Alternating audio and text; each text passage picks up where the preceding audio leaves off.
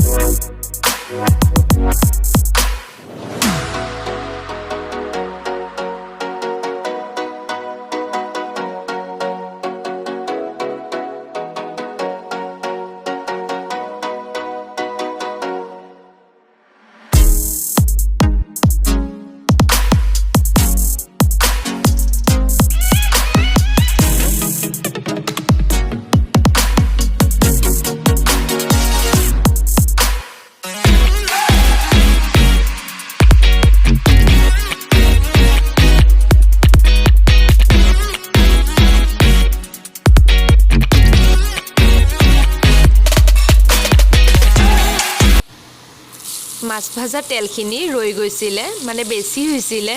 সেই তেলতে মই কাটা পিঁয়াজখিনি দি দিলোঁ আৰু তাক ৰঙচুৱা হ'বলৈ ভাজি গৈছোঁ। ভালকৈ লৰাই দিছোঁ আৰু ৰঙচুৱা হৈ যোৱাৰ পিছত মই মছলাৰ পেষ্টখিনি দি দিলোঁ আৰু তাক ভালকৈ লৰাই দিছোঁ।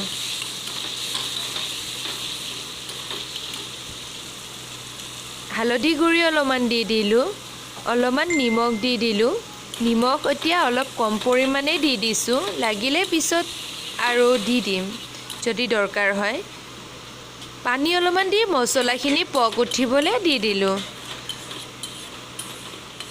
তাক ভালকৈ লৰাই ঢাকনখন লগাই দিছোঁ আৰু গেছটো কমাই দিলোঁ। মোৰ মছলাখিনি পাক উঠি গ'ল, যিহেতু মই তাক ভালকৈ লৰাই দিছোঁ। আৰু বিলাহীৰ মই যিখিনি পেষ্ট বনাই থৈছিলোঁ সেইখিনি দি দিলোঁ আৰু তাক ভালকৈ মই মিক্স কৰি দিছোঁ, ভালকৈ লৰাই দিছোঁ। মই আলুখিনি পিটিকা কৰি থৈছিলোঁ, এইখিনি আলু মই ইয়াতে দি দিলোঁ। আলুখিনি পিটিকা কৰি দিলে আঞ্জাটো গোটা হয় আৰু খাবলৈও বহুত সোৱাদ হয়। এয়া দেখিছেনে? লৰাই দি ঢাকনত লগাই দিলোঁ, ভাপত দিছোঁ। মোৰ ভাপত দিয়া হৈ গৈছে। যিহেতু ইয়াতে অলপ আঞ্জাত পানী লাগিব, তাৰে কাৰণে মই পানী অলপমান ঢালি দিলোঁ। ভালকৈ লৰাই দিছোঁ, জাল আহিবলৈ এৰি দিলোঁ। এই দেখিছেনে আঞ্জাখন জাল আহিছে? আঞ্জাখন মোৰ জাল আহি গৈছে। মাছ কেইপিচ মই ইয়াতে সোমাই দিম এতিয়া।